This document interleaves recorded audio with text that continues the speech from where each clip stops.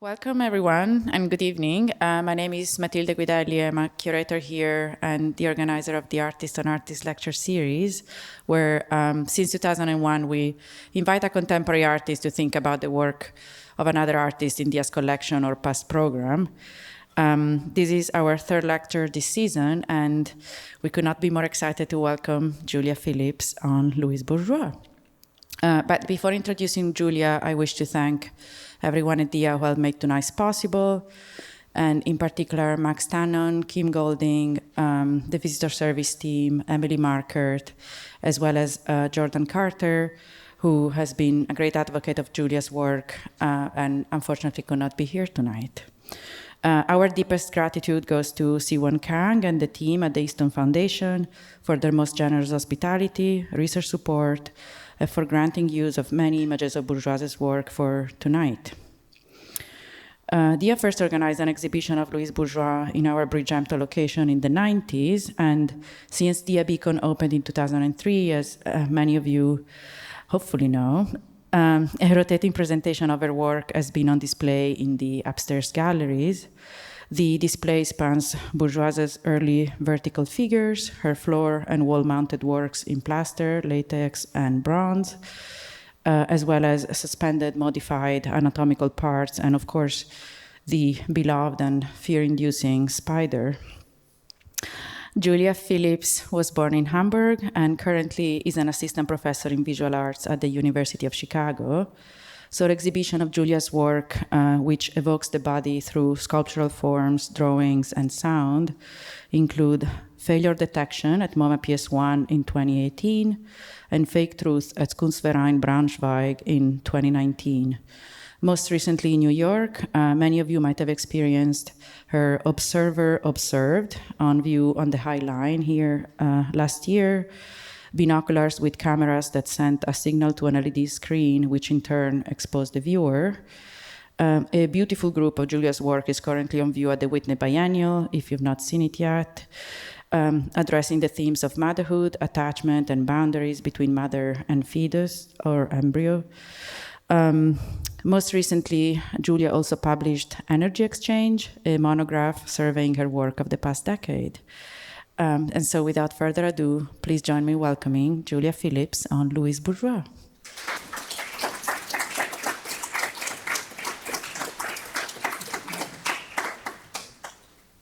Hi, good evening, everyone. Thank you for the introduction, Mathilde, and also for the invitation to present this Artists on Artists lecture. I came across Louise Bourgeois' work in 2008 when I first traveled to New York. It was on view at Dia Beacon as well as in the Guggenheim Museum that presented her full career retrospective. As an art student in Germany at that time, I was struck by the emotionality, the autobiographical radicality, and the fearlessness of a wide range of materials, including those derogatorily marked as Frauenkunst, which is a German word for women's art. Presenting a talk on Louise Bourgeois is a challenge for many reasons, for a large part because she is arguably one of the most robustly researched artists of the contemporary era. She made a vast volume of archival documents available publicly, which are now being handled and organized by the Easton Foundation that welcomes scholars and researchers into her former home on 20th Street here in Chelsea, allowing access to her living and workspace, as well as diary entries and notes about her psychoanalysis that she accumulated over decades. Many aspects draw me to her work and relate to my own practice, such as her use of psychoanalytic vocabulary, the importance of her titles while mostly working in her second language, her fascination with the complexity of interpersonal relationships, her transformation of raw emotions into sculptural energy, and her physical relationship to material. And yet, I keep discovering new aspects in her work, different every time I revisit it, similar maybe to a novel one can read several times, and depending where the reader is in their own biographical trajectory, new parts of the narrative stand out. Another attraction to her work is my ability to relate to it, to identify with aspects of it, and to see conditions of human suffering and other experiences visualized in a way that seems uncompromising. Liberated from moral censorship, a concern for overexposure, and the fear of digging too deep into one's own psyche. Bourgeois' work therefore radically deals with humanity, including the sinister and troubled sides of it. While her biography is well known and a great motivation for the work was working through her haunting childhood memories, there are three aspects of the work that I would like to focus on tonight that highlight other sides of the artist. One, her position within contemporary discourses of subjectivity and notions of collectivity. Two, depictions of pregnancy and early motherhood. Three, her sculptural poetics in relationship to my own work.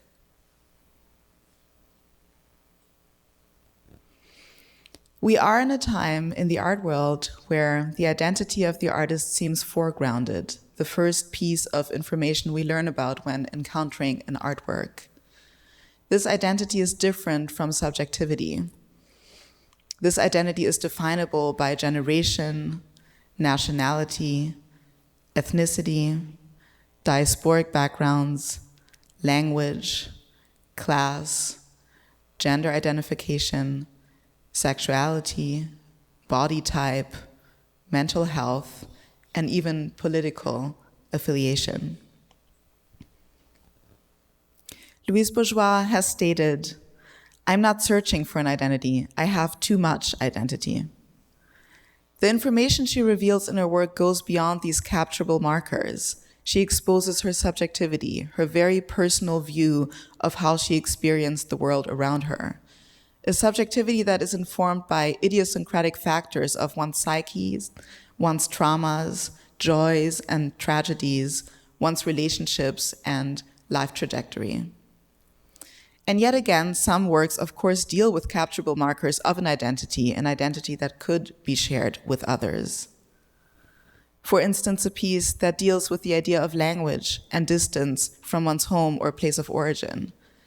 This fabric book titled Ode à la Bièvre from 2002 is a remembrance for the Bièvre River in Antony, an area outside of Paris where Bourgeois spent her childhood years.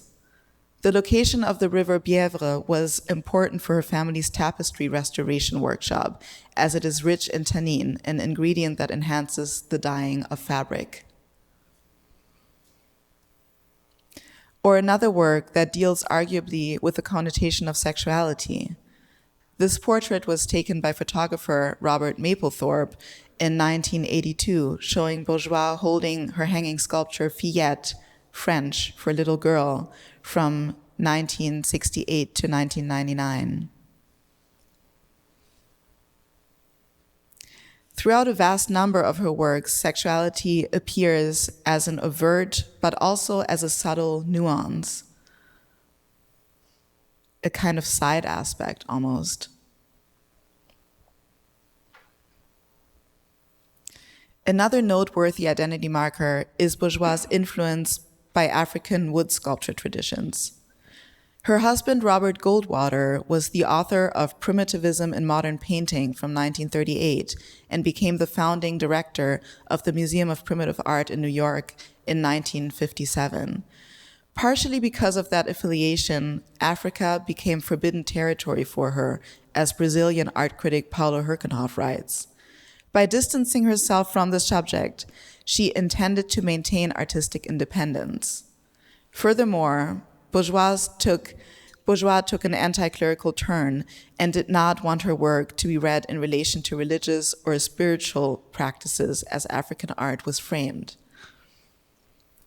Nonetheless, before that conscious decision to part ways, the African influence that already took place on French culture, as well as the impressions that a trip to Nigeria left in 1967, were clearly visible in some of her works from the 1940s to the 1960s. Bourgeois states, women are different from men. It's obvious to me, I don't have to prove it. Even though her statement is ground for arguments of biological determinism, in her practice, she blurred the boundaries between genders more ambiguously. Clusters of breasts, long mounts, phallic breasts, a number of ways to describe a shape pattern she returns to over decades. This performance, a banquet, a fashion show of body parts, highlights her engagement with questions of gender and generation. The performance took place within an installation from 1978 titled Confrontation. A display of ambiguous bodily latex objects reminiscent of young and aged flesh was surrounded by wedge-shaped open boxes where viewers could sit down, literally confronting each other.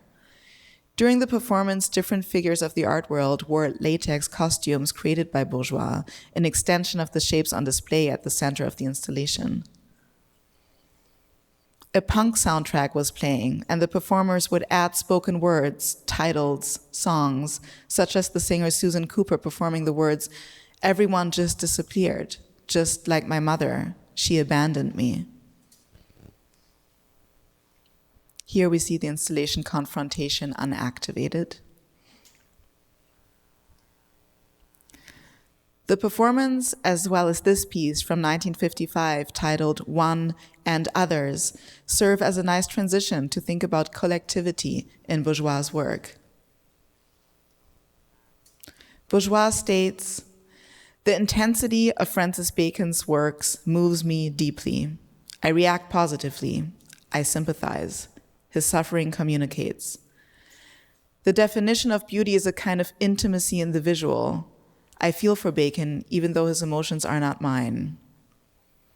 I feel for Bacon, even though his emotions are not mine." There was clearly an interest in finding oneself reflected in others, in profound human relationships. Here is a series of drawings she made about her longtime assistant and companion, Jerry Gorovoy.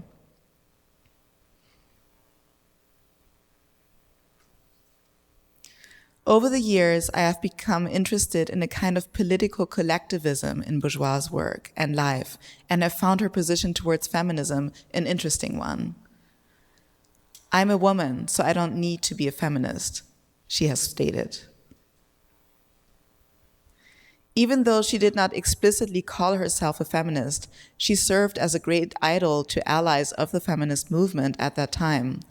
Here a photograph taken by artist Mary Beth Edelson in 1979 at a feminist dinner that was initiated by Ana Mendieta, who we see here in the front row on the left, dressed as Frida Kahlo, and by Mary Beth Edelson, who we see on the top row, fifth one from the left, dressed as Leonore Fini, an Italian surrealist painter.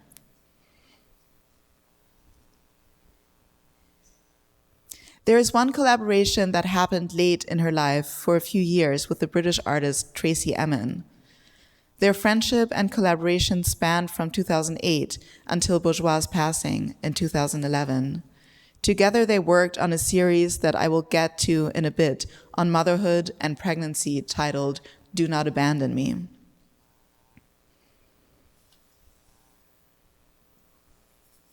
Which transitions us nicely into another aspect I would like to talk about. Bourgeois' depictions of pregnancy and early motherhood, a subject I investigate in my own works as well.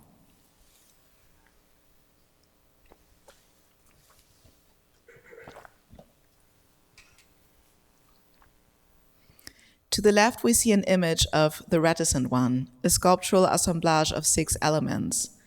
To the right, a detail image of a fetus in reference to her youngest son, whose birth happened later than expected. In this image, we see the sculpture Do Not Abandon Me, which strikes me by its unusual small scale in relation to what it is depicting. I personally have avoided depicting birth as a means to refuse the spectacularization of the event. In this intimately sized sculpture, though, we are just past the moment of physical spectacle. The newborn has arrived, yet still connected by the umbilical cord to the exhausted mother. It's an odd image, frozen in time, and a moment that seems hard to imagine. It's peaceful somehow, undisturbed by the distracting realities of a birth in a medical setting, but also quite detached. The arrival of the newborn usually results in hands holding the infant, the midwives, the partners, the doctors, or of course the mothers. Here both mother and infant lie on their back, possibly an indicator for the child arriving in occiput posterior position, also referred to as face-up delivery, a potentially even more painful experience of birth and labor. This work is titled The Good Mother and shows a kneeling figure, a gesture of caregiving, devotion, and submission. Her breasts are attached by strings leading to 5 thread spools, representing a vastness of resources. There is also the autobiographical interpretation of a portrayal of Bourgeois' mother, who worked as a tapestry restorer, a profession represented by threads. The whole scene is locked away in a large display case that historicizes the object. As a contrast, here we see The Bad Mother, an etching from 1998. While the toddler-sized child, a typical age of recently having been weaned off, is grabbing onto the mother's leg, a gesture of attachment, affection, attention, and protection seeking, the mother figure stands up straight with her head turned away. The mother figure is three-faced, a representation maybe of the various identity a mother holds: mother, partner, individual, or daughter, artist, expected saint. The range of possibility for interpretation is wide. There is a slight smile or line of contentment marking the mouth as the figure spills frequent drops of milk out of one of her plumply filled breasts. The liquid, the milk, the nourishment accumulates on the floor as a puddle and is essentially wasted. Another detail here is that the child is wearing a dress, an indication of a girl. Louise Bourgeois had 3 sons, so this depiction again could be of her own mother, but also perhaps about the fantasy of having a girl. I'm here showing a work of mine titled Nourisher from 2022. There is a parallel to Bourgeois' depictions of lactation. In each case, the milk travels, reaches another plane, and does not end up in an infant's mouth, but instead pools underneath with open tube ends similar to the wasted milk in the etching. Here, another example of 2 drawings showing rather horrific and surreal depictions of lactation and nurture. I'm inspired by the research, art, and writing around motherhood, and especially motherhood and the creative process. A new wave of research seems to be emerging with a focus on motherhood today, in the 2020s. Louise Bourgeois also is featured in this book with a selection of some of her iconic steel spiders, often titled Maman, French for mother. But what fascinates me most about her depictions of both pregnancy and early motherhood are representations of the body's inside and the female reproductive system. In this drawing from 1998, Medical Horizontal, we see Bourgeois' interest in a medical view of the body, especially the torso as it houses the majority of our organs. I made a series of drawings that I see as representations of the female reproductive system during intended conception. The series is titled Conception Drawings. Here are 3 individual ones that show the liquid nature of them, oil pastels diluted with vegetable oil.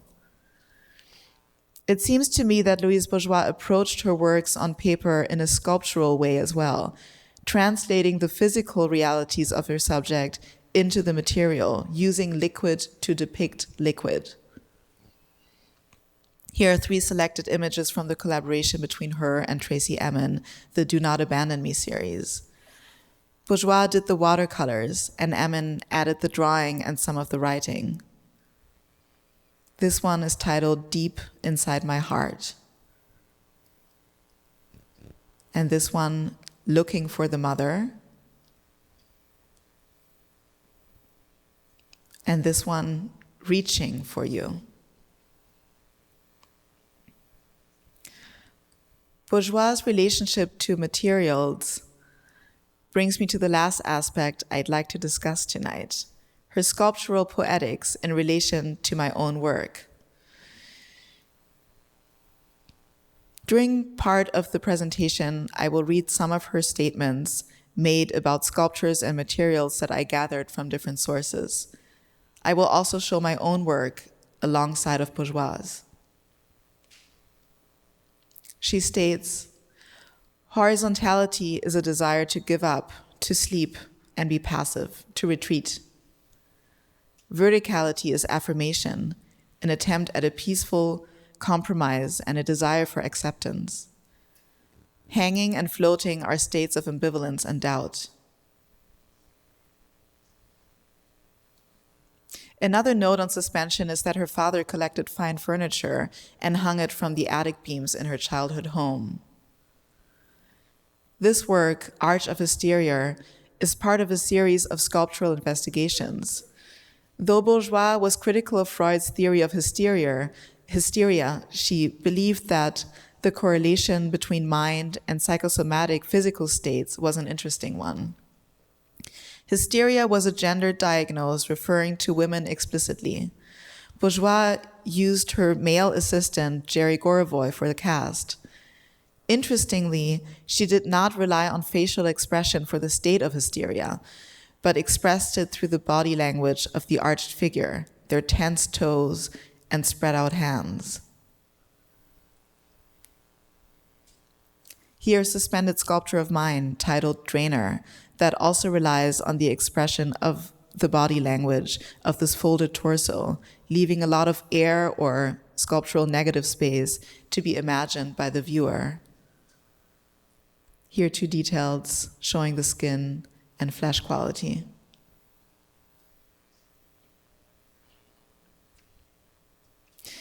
Another statement by Bourgeois. The phallus is subject of my tenderness. It's about vulnerability and protection. After all, I lived with 4 men, my husband and 3 sons. I was the protector. Though I feel protective of the phallus, it does not mean I'm not afraid of it. Let sleeping dogs lie. You negate the fear like a lion tamer. This was a statement about Fillette, the sculpture I showed earlier held in the portrait by Mapplethorpe. But I find it so fitting here, looking at the piece Janus Fleury from the Janus series. Janus is a Roman divinity, a figure traditionally depicted facing opposite ways. About this series, she states, Janus is a reference to the kind of polarity we represent. The polarity I experience is a drive towards extreme violence and revolt, and a retiring. I wouldn't say passivity, but a need for peace, a complete peace with the self, with others, and with the environment. I'm here sharing a short video excerpt from the documentary The Spider, the Mistress, and the Tangerine. In the excerpt, she explains what the tangerine means to her. I see the anecdote as a ground for a kind of castration fantasy that I interpret in her work, and that also appears in my own. The word is a stimuli for me. If I started drawing a figure on the tangerine, right, little by little, the past is going to re-emerge. And I will be able to verbalize it. That's it. Now, this is not my work of art. It was my father's work of art. Around the end of the dinner, on Sunday, he would take his tangerine and he would stand up and announce that he was making a little portrait of his daughter. And he had a way of, after drawing it, he had a way of cutting it. Right. So you have to be very careful on the cutting. If you cut the wrong thing, you are in a bad way. And I do not mean this as a pun. So you lift up all these shapes that you have drawn and then cut. So the drawing, the cutting, and the lifting, right? And then when he reached the navel, the core would come out. This is the moment you would look inside, and the core was fantastic. You would marvel at it, right? And we were supposed to marvel at it too, right? Look, just look. How impressive. Then he would turn and say, well, I am sorry that my daughter does not exhibit such beauty, because my little figure is very rich, and obviously my daughter doesn't have very much there. The little creature was just a girl.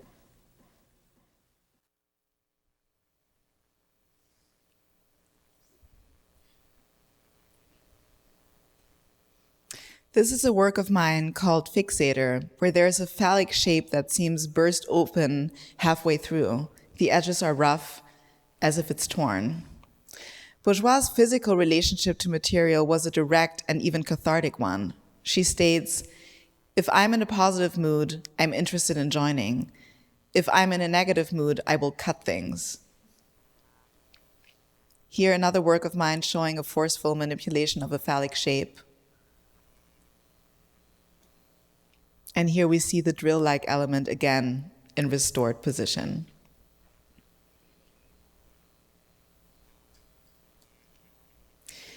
In the documentary Women Without Secrets, Secret Knowledge, Tracy Emin speaks about the importance of balance in Bourgeois' work.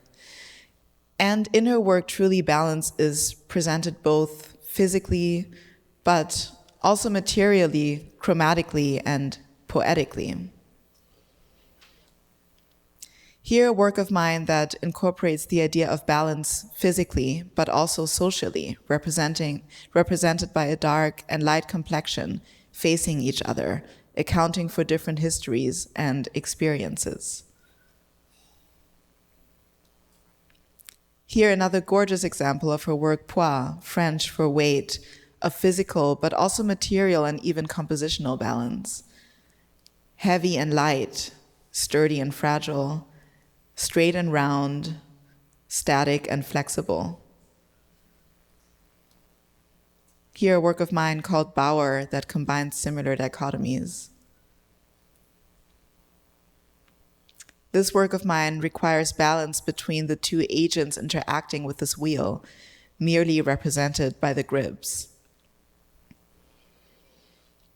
Hands and their expressive nature is another interest that I share with Bourgeois. In this work, of which she made several versions, give or take, she cast her assistant's hand and joined them into a symbiotic double-handed limb. One hand tensed, attached, anxious, the other open, relaxed, and receptive. This interplay of self and other was interesting to me in this recent work of mine from a series called Attachments. I was thinking of gripping and an infant's instinct to hold on.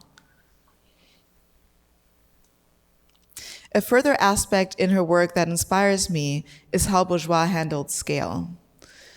While the majority of her works represent a one-to-one human scale or objects related to that scale, her works still reached considerable dimensions, combining objects into showcases and other strategies.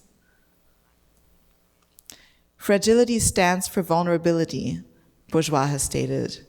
Here, a work of mine called Operator 1, with fragile objects of a very small scale presented on a medical trolley-like structure.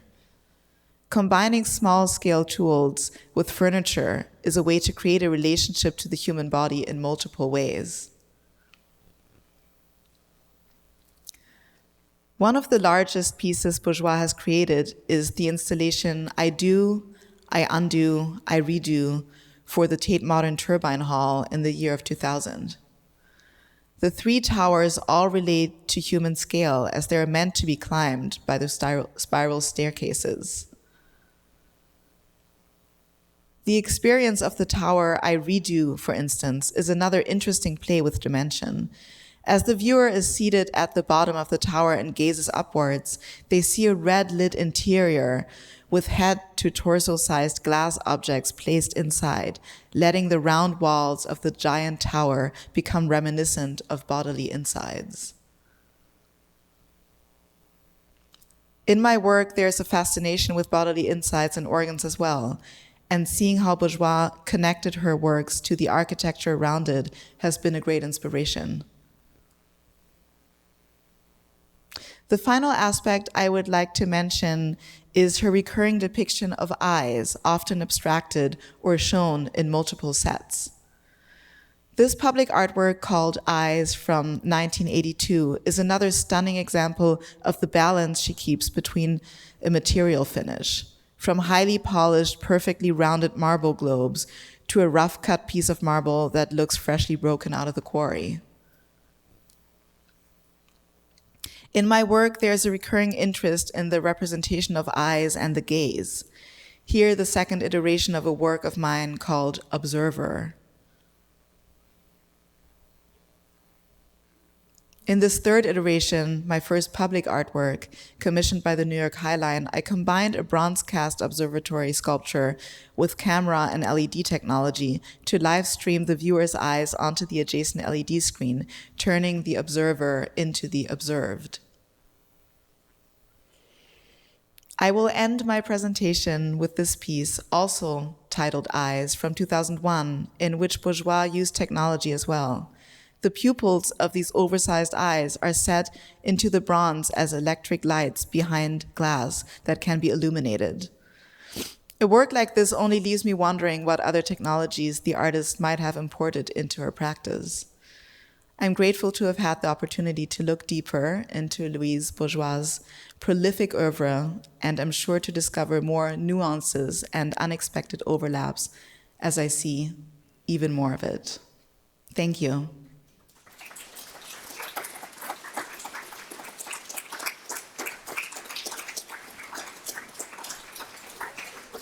First, thank you and congrats. Your work is super, super cool. Beyond Louise Bourgeois, what are like other artists that you think you could relate to also? Mona Hatoum, I think there's a relationship there with domestic objects that relate to the body, and she does something else with scale that I find really fascinating. Or I recently started researching Barbara Chase Riboud, a really prolific sculptor, particularly working in bronze and fabric and combining, rigid with soft sculpture. Thank you for a great talk. You mentioned your fascination with organs. I'd love to hear a little bit more about how you started that fascination and what, if any, point you were trying to make with depictions of that in your artwork. It started with an installation that I showed in one slide, the 3 hanging sculptures with the lung sets. And in that installation, it was titled Fake Truth, in parentheses, Witness 1, 2, 3. So I was interested in the act of witnessing and the kind of livelihood it requires, right? A witness is a kind of quiet but alive presence. And the lungs were a way to represent that livelihood. And sculpturally, it's been really interesting, actually, to start representing organs because I cannot cast them. So it's a new challenge in terms of hand building and imagining organs. In my work, there also sometimes appear what I call imaginary organs, something like the soul or the spirit, or kind of abstracted versions of the uterus. Yeah. Thank you so much. I've worked on Louise Bourgeois for a long time, and I'm new to your work, and I was hoping you would do just what you did and talk about some areas of overlap. And one of the things that I was thinking about even before we came here, I was noticing your hand grips and just how you position them on different pieces. And Louise was very interested too in the experience of holding the object, moving the object, getting inside the object. And I'm wondering if, and speaking and shaping the body, thinking about interface, inside and outside, as opposed to a solid thing or a solid object, but sort of like a bodily threshold experience. And I'm wondering how important like hapticity is to you as well in terms of perceiving and understanding and working through the objects by literally handling them. Or feeling, imagining what it's like to get inside, those shapes or forms. It's really such an interesting point you're making, because there are so many depictions of her handling her own work, and in my work there is so much implied negative space, and depending on the work, there might be a lot of cues for viewers to kind of project the body. Sometimes I take like larger casts, like an entire chest, for instance, but sometimes it's really just a grip, and then you have to like imagine the entire rest. And in terms of, what is the noun you used? Haptivity? Hapticness, basically. Yeah, like haptic, as opposed to, I know eyes and the visuality is important too, but a kind of thinking through the body, through space and feeling. For me, that takes place more in the studio. And then once it's on view, I'm no longer so interested in it, but I'm starting to collect and archive images of myself in the studio, also, sometimes instructing how something is supposed to be put together, because I actually think it enriches the work. What are your studio rituals, if you have some? What is your approach to the studio as a space? It really changes. Yeah. Right now, I'm going through a deep phase of research, and I'm taking quite a break from sculpture. It probably started with the editing of my book, which is translated to German, and I didn't anticipate what kind of work that would demand for me, because I was quite involved in the end with the translations. And that kind of just started a phase of basically work in front of the screen and reading. So from the book, I went into, research, preparing lectures about my own work, now about Louise Bourgeois. I'm looking, at books that I showed. And then sometimes the studio is a space, of course, of production and fabrication, and ideally it represents that. And what I mean is that I try not to be very distracted. I don't know if that answers your question, if that's the kind of answer you wanted. No phones, healthy plants are a plus. Feeling good in the space. But especially with motherhood, there is really interesting writing about motherhood and motherhood in relation to fragmentation, like the fragmented amounts of time one gets as a parent. You're constantly interrupted. You're just about to get into a really good thought or activity, and again, you have to interrupt it. And I think it's going to inform my work and my aesthetics probably. So what used to take place in my studio, the kind of contemplative sitting with my sketchbook, that is now taking place anywhere.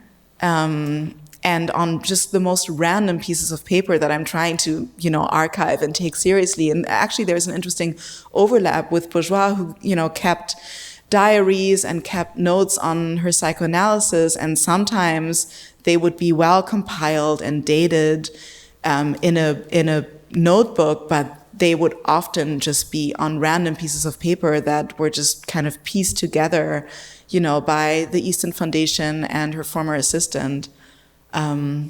So yeah, that's a pretty long answer to your question of what the studio means to me right now.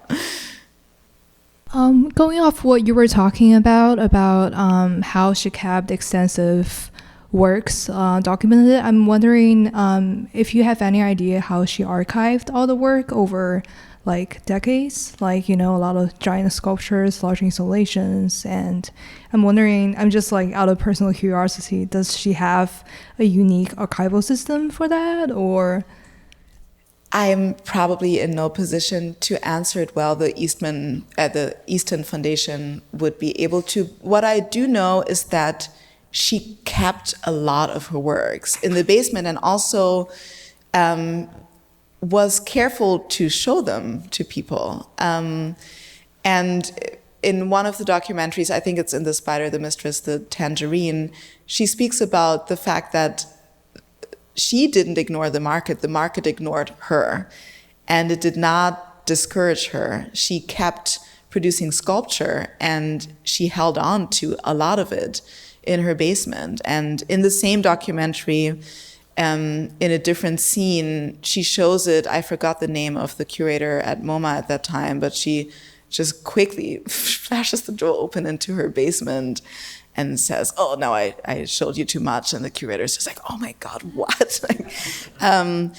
But in terms of archiving and really keeping a good structure for others to follow, I don't know if I can answer that well, but the Easton Foundation is a really good resource. Hi, thank you. This is more of a half-baked in progress thought. I'm much more familiar with your work than Bourgeois' work, and when I saw your work at Matthew Mark's gallery, I had read the piece, like the monograph beforehand, and that completely changed my experience of your work. And I kept thinking of what my experience would have been like seeing the sculptures or the vellum paper works without having any of that information about them. And I do think it would have been a very different experience. So I'm curious as to what your thoughts are in terms of using theory and like the text-based research materials to inform this kind of work, and then the gaps that it leaves behind, and maybe even the limitations of text. Because there's so much in terms of negative space and gap and seeing and what's left behind and what's not left behind. Yeah. And that's something I always struggle with, at least in my own work as well. You're referring to the monograph, the book. You're not referring to the press, the text. It was even just like the press release material. Even that was enough to create a different entry point into the engagement with sort of like the essence of what you were getting me to engage. Right. I'm just double checking, because in that particular show where I showed the drawings, the conception drawing series, I, at the same time around the opening, published a piece of writing with Art Forum, and made that piece of writing available in the gallery and really considered it part of the exhibition. So that was the first time when I insisted on a kind of didacticism of knowing about the work. It was important to me. I do think that viewers can encounter, you know, all kinds of works of art, and just what happens when viewers are uninformed is we project, which is also a really beautiful process and not to be underestimated, I think. But in that particular case with the conception drawings, it was actually important to me that at least that knowledge is attainable. Whether or not the viewer first encounters the work uninformed and projects into these abstract shapes and then, you know, revisits them with the knowledge, that's fine. I didn't care about the order, but I did want to make it available. But answering maybe your larger question of like how to handle that, it's something I'm figuring out myself, and I think that's part of the reason why I really embraced a year of artist lectures. I think this is my 7th or 8th one within one academic year, and it's a way to position the work in a discourse, which is important. And for me personally, the lecture format has been really fruitful. And I wonder about other strategies. Thank you for this very illuminating lecture. I'm curious about the role of temporality in your sculpture work, particularly as it relates to the mother and daughter relationship. What spontaneously comes up is that relationship will change, that the representation of it, therefore, also will change. But I haven't really thought about temporality. Well, maybe what I can say is that I'm careful depicting an individual who's very much forming. In the conception drawings, it was an investigation at that time of my own body. Of course, my daughter was, or I was hoping already that she was held within that. But it was more of a kind of a fantasy. I mean, I made those drawings while over several months of trying to conceive. And then in the attachments, it's actually interesting that you bring this up, because somebody asked me if I would consider, her leaving grips. And first of all, I think it was a difficult question, because she was like 6 months old when I made that work, and there was, for me, just an issue of consent and kind of like exploiting an infant's survival instinct of gripping to like make sculpture. I was like, no, I don't want to get into all of that. But it's also about manifesting. I'm fine manifesting my own body in my work and saying that was me at a particular time, and I can move on and make other work that manifests me. But she's a different person. She's not my collaborator. Yet, I don't know. But right now, really not. And that is maybe what comes to mind, thinking about temporality. Thank you, Julia. Thank you so much also for your questions, and thank you all for coming. Thank you.